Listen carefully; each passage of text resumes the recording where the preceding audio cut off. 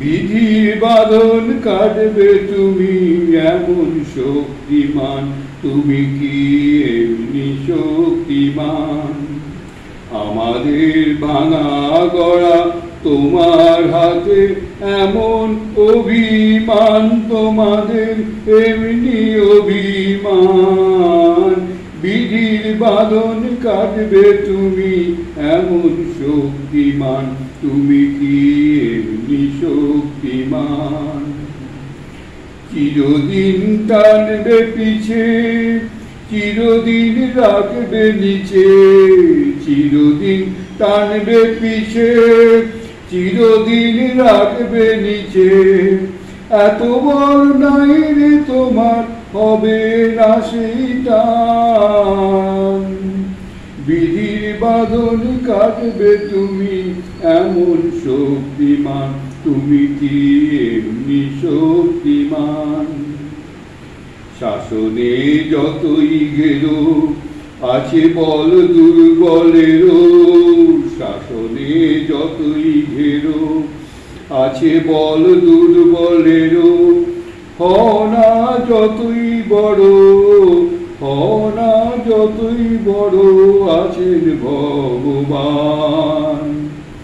আমাদের শক্তি মেরে তোরাও বাঁচবি নেরে, আমাদের শক্তি মেরে তোরাও বাঁচবি নেরে। বোঝা তোর ভারী হলে ডুববে তরি খান, বোঝা তোর ভারী হলে ডুববে তরি খান। বিধির বাঁধন কাটবে তুমি এমন শক্তিমান, তুমি কি এমনি শক্তিমান? আমাদের ভাঙা গড়া তোমার হাতে এমনি অভিমান, তোমাদের এমনি অভিমান। বিধির বাঁধন কাটবে তুমি এমন শক্তিমান, তুমি কি এমনি শক্তিমান? এবার একটু হালকা হাসির কথা। নলিনীকান্ত সরকার বলছেন, ওর কত সাল জানেন? 1929 সালের কথা। তখন উনি রেডিও অফিসে চাকরি করেন। উনি প্রথম রেডিও অফিস যখন কলকাতায় খোলে, উনি প্রথম হচ্ছে, তখন বীরেন্দ্র কৃষ্ণ ভদ্র এরা সব জয়েন করেন। হ্যাঁ, মানিকুমার, বীরেন্দ্র কৃষ্ণ ভদ্র, তারপরে এরা সব গোস্বামী, এরা সব জয়েন করেন। কলকাতার 20-25 মাইল দূরবর্তী একটি শহরতলি থেকে একজন ভদ্রলোক এসে আমার কাছে একদিন একটি অপ্রত্যাশিত প্রস্তাব করলেন। তাদের একটি বড় লাইব্রেরি আছে, প্রতি বছর সেই লাইব্রেরির বাৎসরিক অধিবেশন হয়ে থাকে। বহু গণমান্য ব্যক্তি সেখানে যোগদান করেন। সেই অনুষ্ঠানে কলকাতার বিশিষ্ট সাহিত্যিকরা সভাপতি পদ সমলঙ্কৃত করেন ইত্যাদি বলেছি। তাদের গত বছরের বার্ষিক বিবরণী ছাপানো পুস্তিকা একখানি আমাকে দিলেন। অতঃপর জানালেন এবারের অনুষ্ঠানে তাদের কার্যনির্বাহক সমিতি আমাকে সভাপতি নির্বাচিত করেছে। সব শুনে আমি তাকে বললেন, আমাকে সভাপতি করবার খেয়াল আপনাদের কেন হলো বলুন তো? আমি তো সাহিত্যিক নই। ভদ্রলোক নানাবিধ সাক্ষ্য প্রমাণের উল্লেখ করে প্রতিপন্ন করার চেষ্টা করলেন যে আমি সাহিত্যিক।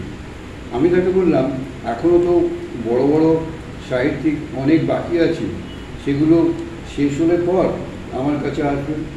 ভদ্রলোক নাচবান্দা তার নির্বোধা আদি সহ্যে আমাকে নিমরাজি হতেই হলো। আমি বোকা বোকা মনীষী হলেও একসময় কীরকম করে বুদ্ধি একটু খুলে যায়। আমি বোকা বোকা মনীষী হলেও এক এক সময় কীরকম করে বুদ্ধি আমার খুলে যায়। ভদ্রলোকটিকে বললাম, সভাপতি অবশ্যই, কিন্তু সে সভায় আমি গান গাইব না। তিনি বললেন, তা কি হয়? আপনাকে পেলে তারা কি গান না গাইয়ে ছাড়বে? আমি বললাম, সভাপতি হয়ে গান করবো কি মশাই? আজ পর্যন্ত শুনেছেন কোন সভায় কোন সভাপতি গান গেয়েছে? এই যে আপনাদের বার্ষিক বিবরণীতে দেখলাম জলদাস সেন, নরেন্দ্রদেব প্রভৃতি সভাপতি হয়েছিলেন, এরা কি গান গেয়েছিলেন? তারা তো গাইতে পারেন না। এবার আমি তাকে সুস্পষ্ট ভাষায় আমার মনোগত ভাবটি জানালাম, বললাম আপনারা জানেন বোধহয় যে গান আমার উপজীবিকা, গান করতে হলে আমি টাকা নিয়ে থাকি, কাজেই নিতান্তই যদি গাইতে হয় টাকা দিতে হয় মশাই, সভাপতি হই বা না হই। ভদ্রলোক চিন্তিত হয়ে পড়লেন। সভাপতি টোপ গিলিয়ে আমাকে গানের মূর্ছিতে বিদ্ধ করা গেল না দেখে একটু অপ্রস্তুত হলেন বোধহয়। তারপর আমার গানের জন্য দেহ দক্ষিণার কথা মুখ ফুটে বলে ফেললাম। কিছুক্ষণ অনুরোধ উপরোধের টানাপড়নের পর ভদ্রলোক শেষ পর্যন্ত রাজি হলেন টাকা দিতে। আমিও রাজি হলাম সভাপতি হতে।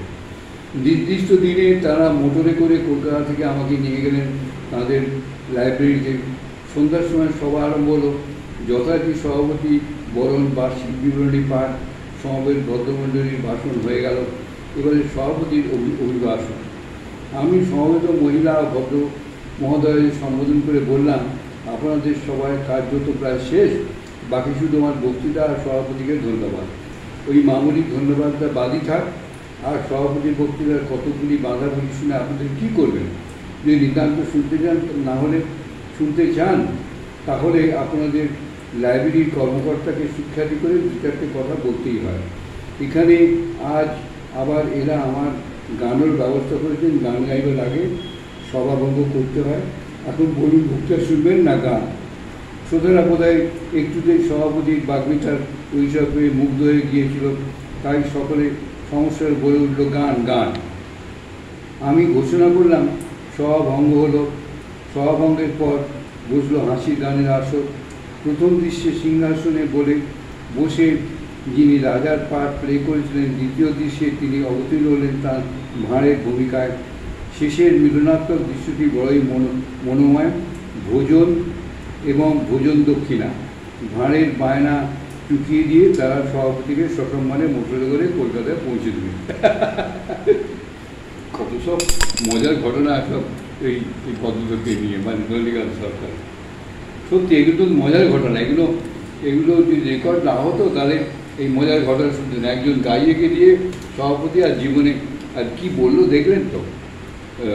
সভাপতির কোনো কথাই বললো না, সে বলতে যা বললো ওইসব বলেন না, বলতে পারেন না।